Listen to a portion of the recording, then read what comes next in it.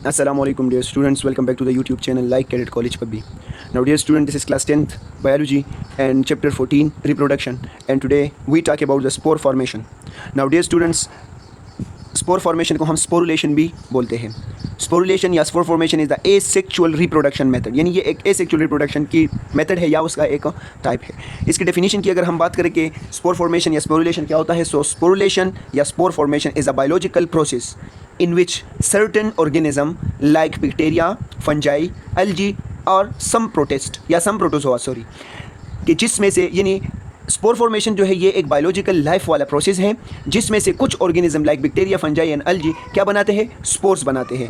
इस तरीके को, इस मेथड को हम क्या बोलते हैं, स्पोरुलेशन बोलते हैं या स्पोर फॉर्मेशन बोलते हैं. ठीक है students, now it's survival under the unfavourable condition, यानी ये हमारे पास जिस तरह मल्टीपल फिजन हमारे पास अनफेवरेबल कंडीशन में टेक प्लेस करता था, इसी तरह जो स्पोर फॉर्मेशन है it take place in the unfavourable condition, ये हमारे पास आल्सो अनफेवरेबल कंडीशन में टेक प्लेस करता है. नाउ डियर स्टूडेंट्स, आप लोग के बुक में स्पोर फॉर्मेशन या स्पोरुलेशन की जो एग्जांपल है वो किस में दी गई है, उसकी एग्जांपल जो है आप लोग के बुक में राइजोपस की दी गई है. अब राइजोपस क्या है, ये राइजोपस हमारे पास क्या है, एक फंजाई है. ठीक है, राइजोपस क्या है, फंजाई है.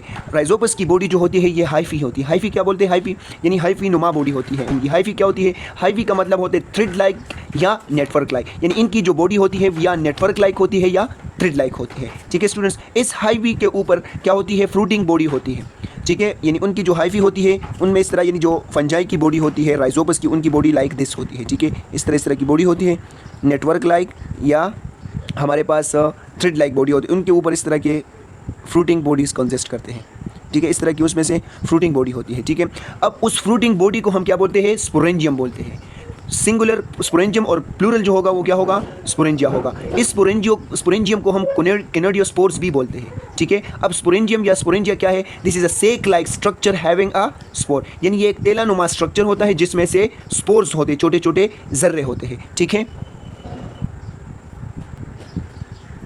अब जब हमारे पास अनफेवरेबल कंडीशन हो, ठीक है, देखिए जब ये स्पोरेंजियम, यानी ये क्या है, स्पोरेंजियम यानी इसमें से स्पोर्स होते हैं. ठीक है, अब जब हमारे पास अनफेवरेबल कंडीशन हो, ठीक है, यानी जब एक राइजोपस अपने रिप्रोडक्टिव स्टेज तक पहुंच जाए, ठीक है, अपने रिप्रोडक्टिव स्टेज तक पहुंच जाए और रिप्रोडक्शन करने के काबिल हो जाए, ठीक है, तो क्या करेंगे, और वो कंडीशन क्या हो उनके लिए, उस टाइम वो कंडीशन उनके लिए अनफेवरेबल हो. जिस तरह हमने मल्टीपल फिजन में पढ़ा था कि जब हमारे पास बैक्टीरिया के साथ अनफेवरेबल कंडीशन होती है तो वो क्या करती है, अपने इर्द गिर्द सिस्ट सराउंड कर देती है. इसी तरह सेम कंडीशन यहाँ पर फंजाई जो है वो भी अपने इर्द गिर्द सिस्ट सराउंड कर लेती है. ठीक है, जो कि उसको उनके अनफेवरेबल कंडीशन से बचाता है. ठीक है, अब जब ये सिस्ट सराउंड हो जाता है तो उसी सिस्ट के अंदर वो क्या करते हैं, न्यूक्लियर डिवीजन करते हैं. न्यूक्लियर डिवीजन कौन से, nuclear division mitotically nuclear division करती है. ठीक है, सेकंड स्टेप में न्यूक्लियर डिवीजन होता है, यानी उनके न्यूक्लियस जो होते हैं यानी स्पोर्स बनते हैं. ठीक है, और न्यूक्लियस डिवाइड होते हैं. ठीक है, और स्पोर डेवलपमेंट होती है, फिर चौथे स्टेप में स्पोर्स रिलीज होते हैं और जर्मिनेशन होती है. नाउ डियर स्टूडेंट, डायग्रामेटिकली देखते हैं कि यहाँ पर हमारे पास एक स्पोरेंजिया